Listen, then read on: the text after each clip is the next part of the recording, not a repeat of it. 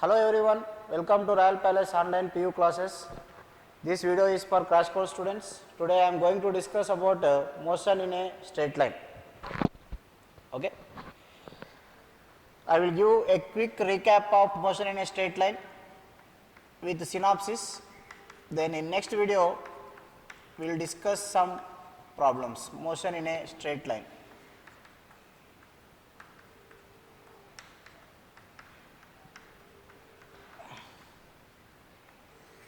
In this first you have to discuss about distance and displacement. Distance and displacement. What is difference between distance and displacement? Distance is a scalar quantity whereas displacement is a vector quantity. Actual path followed is distance. Actual path followed during the journey, it is called distance, whereas shortest distance is called displacement. Shortest distance is called displacement. Suppose if a person is moving from one corner of a room of side length, a square room is there of side length 10 meters, is 10 meters. Let us take the person is at a point A, he has reached point B along the sides. In this case distance will be equal to 20, distance is equal to 20 meters, whereas displacement is the line joining, the shortest line joining initial point and final point is nothing but displacement. This is displacement. So displacement will be 10 root 2 because this is the initial position, this is the final position. Suppose if a person is revolving in a circle of radius r, suppose if a person is revolving in a circle of radius r, he started from point A, after one revolution his displacement is 0, after one revolution displacement will be 0, whereas distance travelled will be equal to, distance travelled is equal to 2 pi r because he covered the perimeter. And we can have 0 displacement with non-zero distance. We can have 0 displacement with non-zero distance, but we can't have a non-zero displacement with a 0 distance. Displacement can be less than distance, displacement can be less than distance, but displacement cannot be more than distance. So what happens here is, you can see here distance is 10 root 2 whereas displacement, shortest distance is displacement. That means we can have non-zero distance with 0 displacement, and displacement can be less than distance but can equal to distance but never be greater than distance. Okay, that is the condition. And next we have to discuss about speed and velocity. Next is speed and velocity. Distance travelled by total time taken, distance travelled by time taken is speed. Distance travelled by time taken is speed. Distance travelled by time taken is speed, whereas displacement by time taken, rate of change of displacement is called velocity, and velocity is a vector quantity whereas speed is a scalar quantity. Okay. When you compare distance by time, we will get speed. When you compare displacement with time taken, we will get velocity. And next you have to discuss about acceleration. Next you have to discuss about acceleration. The rate of change of velocity is called acceleration. That is a bar is equal to v bar minus u bar by time taken. A bar is equal to V bar minus U bar by time taken. So acceleration is a vector quantity and it is change in velocity by time taken. The rate of change of velocity is called acceleration. And based on acceleration, we can take a small question. A person is moving towards north with a velocity of 5 meters per second, and he takes a turn towards east with the same speed. That means magnitude is not changed. Then calculate if the total time taken for the journey is 10 seconds. Calculate its acceleration. So if you can solve this problem, you can understand clearly. The question is, a person moves along north with 5 meters per second and turns towards east with the same speed without changing the magnitude. He has changed the direction. So in this case, if you want to calculate acceleration, if you calculate normally, you will get 0. V final velocity is 5, initial velocity is also 5, you will get 0. But this is wrong answer. 90% of students, they will answer like this only. But the thing is, you should be perfect in your vector notation. Velocity is a vector. You can't add whatever as you like, because you have to follow some principle here. So that is V bar minus U bar by T. So if I take this, this is along x-axis, so this is final velocity. V bar I can take it as 5 cap. It is along positive x-axis from vector notation, and this is along positive y-axis, so U bar I can take it as 5 cap. Now what I want is acceleration. Acceleration A bar is equal to V bar minus U bar by time taken. So this you will get it as 5I minus 5J by time taken is 10 seconds. So what is the magnitude of this? This is 5 root 2 by 10. This you will get it as root 2 by 2, 1 by root 2. Now what is the direction? How to get the direction?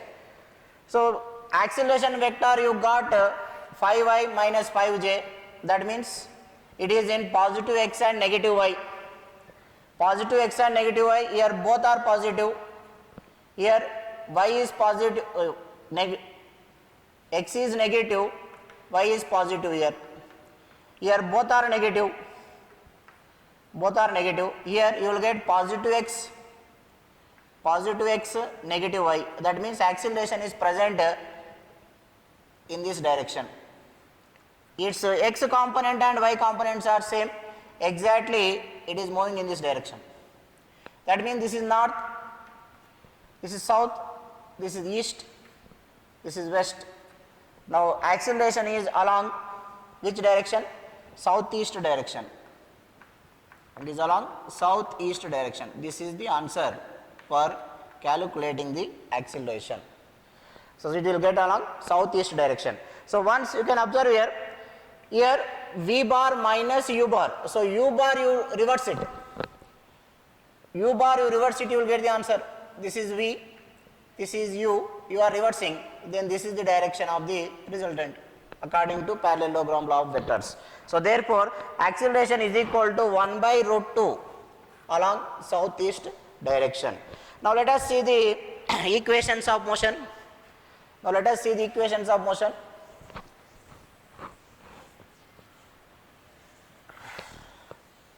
Now let us see the equations of motion. Equations of motion, first equation of motion is V is equal to U plus AT, that you are getting from the definition of acceleration.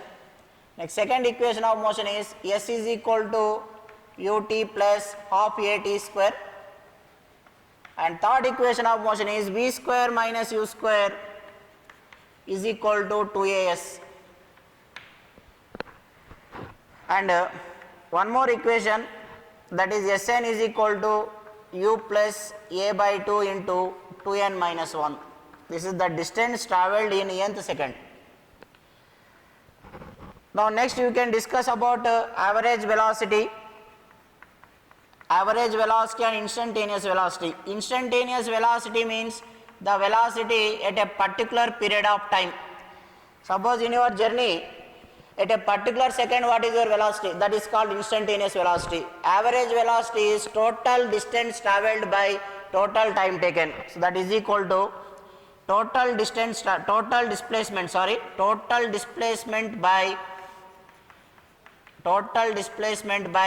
time. Total displacement by total time.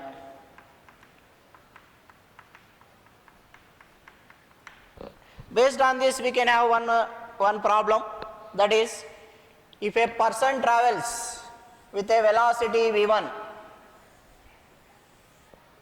for half of the total displacement,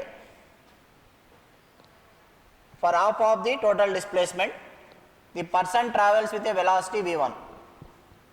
Half of the length of its journey, half of its displacement, he has travelled with a velocity v1.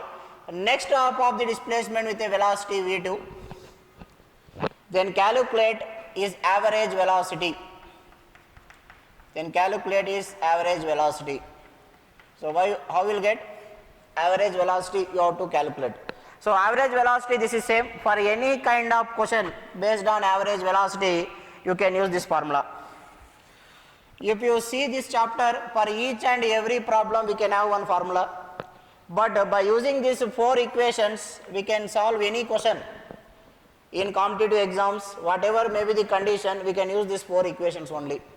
And next, definitions. By using the definitions we can find the average velocity. According to the given question, you are given only v1 and v2. What is the condition given is, he has travelled s by 2 distance. Suppose if total displacement, if I take it as s by 2 distance he has travelled with a velocity v1, next s by 2 distance he has travelled with a velocity v2, then what you have to calculate is average velocity. Again I will use the same principle, total displacement by total time. Let us take total displacement as s, and time taken for this journey I will take it as t1. Time taken for this journey I will take it as t2. So what you will get? Total displacement by total time is s by t1 plus t2. But this is not there in the option, because in question he has given you only v1 and v2 only. But you are assuming the total displacement as s. Time taken for first journey you are taking t1, time taken for second journey you are taking t2. Now this I will take it as yes only. If I look at the first journey, you know from the definition of velocity, v1 is equal to s by 2 by t1. From this I can write t1 is equal to s by 2 v1. Similarly, I can write t2 is equal to s by 2 v2. Now substitute that, s by 2 v1 plus s by 2 v2. Upon simplifying, you will get 2 v1 v2 by v1 plus v2. So based on this, based on the definition you can solve. Suppose in the same question, if the condition is changed, the person travels with a velocity v1 for half of the duration of its total time, and next half of the journey with a velocity v2. That means the person is traveling a certain distance. Here distance is unknown, certain displacement is unknown, but half of the total time taken for a time of t by 2, he has travelled with a velocity v1. For next time of t by 2, he has travelled with a velocity v2. Now in this case you have to find the average velocity. Average velocity will be equal to, here displacement in the first case I don't know, I will write it as s1. Displacement in the second case I will write it as s2. s1 plus s2 by total time. So s1 I can write from v1 is equal to s1 by t by 2. I can write s1 as, s1 is equal to what I can write? v1 t by 2. Similarly I can write v2 t by 2, v1 t by 2 plus v2 t by 2. So how much will by t? what you will get? Answer is V1 plus, this you will get it as V1 plus V2 by 2. So this is formula for average velocity. And now let us discuss the motion, straight line motion in vertical plane, that is vertical direction, that is motion under gravity. Motion under gravity, you have two topics under this. Motion under gravity, motion under gravity, motion under gravity. We will have two topics in that. First one is freely falling body, freely falling body.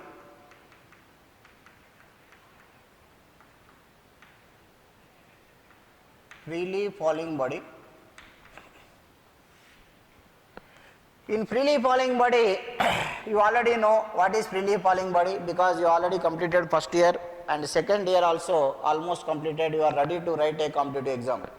So there is no need to discuss what is freely falling body, but just will use these equations of motion, because just now I said to solve any kind of problem in this chapter, these 4 equations are enough.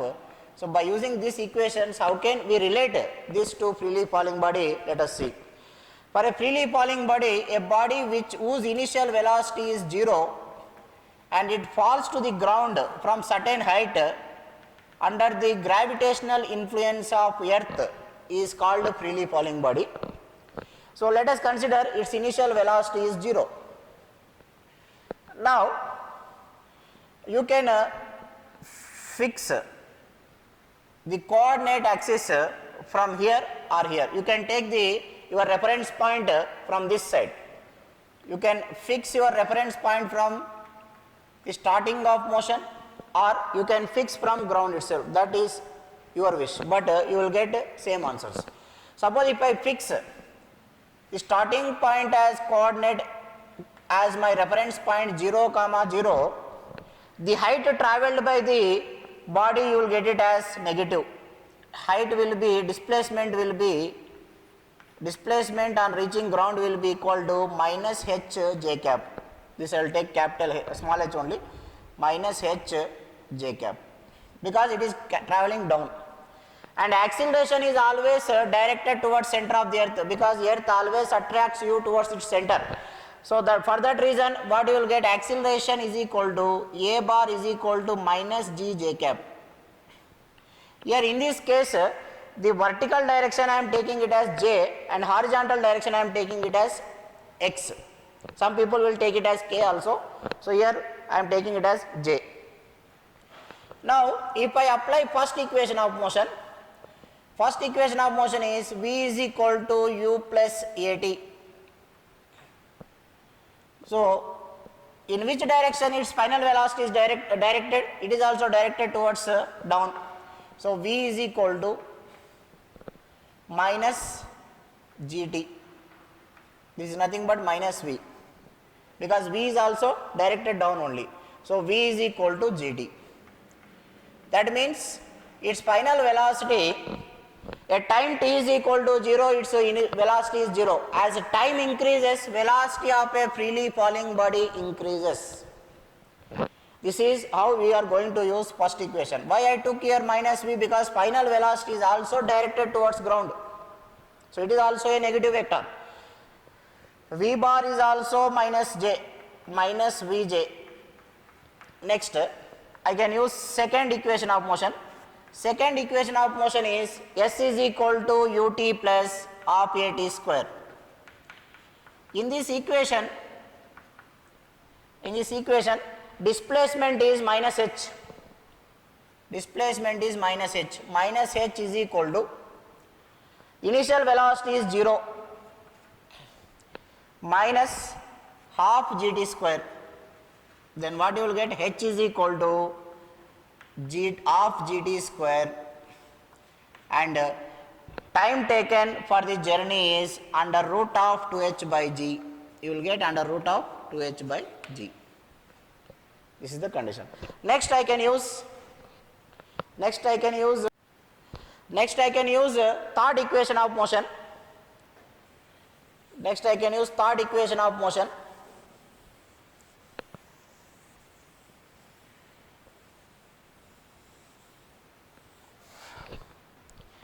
Next I can use third equation of motion. V square minus u square is equal to 2as. I have to find final velocity. V square minus 0 is equal to 2 into acceleration is minus g, h is minus h, displacement is also minus h. So what you will get? V is equal to under root of 2gh. So velocity on reaching ground is root of 2gh. Next I can use Sn. Sn is equal to 0 plus 0. Displacement is also minus, so you will get directly g by 2 into 2n minus 1. Now you can observe displacement travelled is proportional to t square, height travelled is proportional to t square, but height travelled in nth second is proportional to 2n minus 1. What is the difference between these two? This is the height travelled after t seconds. This is height travelled after t seconds. This is the height travelled during the particular second. During a particular second. During a particular second. This is the difference. Now let us take the ratio of h1, h2, h3 and so on, and hn ratio also you can take. h1, h2, h3, ratio of h1, h2, h3 up to hn. That means after n seconds. So h is proportional to t square, 1 is to 4 is to 9 is to 16 is to 25 and so on up to n square. Now take the ratio of hn1, that means distance height travelled in first second. hn1 is to hn2 is to hn3 is to and so on up to some n values, up to some t values. Now what you will get? 1 is to 3 is to 3 is to 5 is to 7 is to 9 and so on. Now you can observe here, distance travelled after first second is 1, after 2 seconds is 4. How much it has travelled in second? 3. 1 plus 3 you will get 4. If a body travels for 2 seconds, if a body is falling freely for 2 seconds, if it has covered 4 meters, in second how much it has covered? 3 meters. Now you can observe here, after 3 seconds it has covered 9, but what is the distance covered in third second? It is 5. Similarly, after 4 seconds it has covered 16 meters, it has covered 7 meters in 4th second, 5 meters in 3rd second, 3 meters in 2nd second and 1 meter in 1st second. Suppose if a question is given, if a body covers 9 by 25th meters of its total journey in last second. If a body covers 9 by 25th of total journey, 9 by 25th of total displacement, 9 by 25th of total displacement in last second,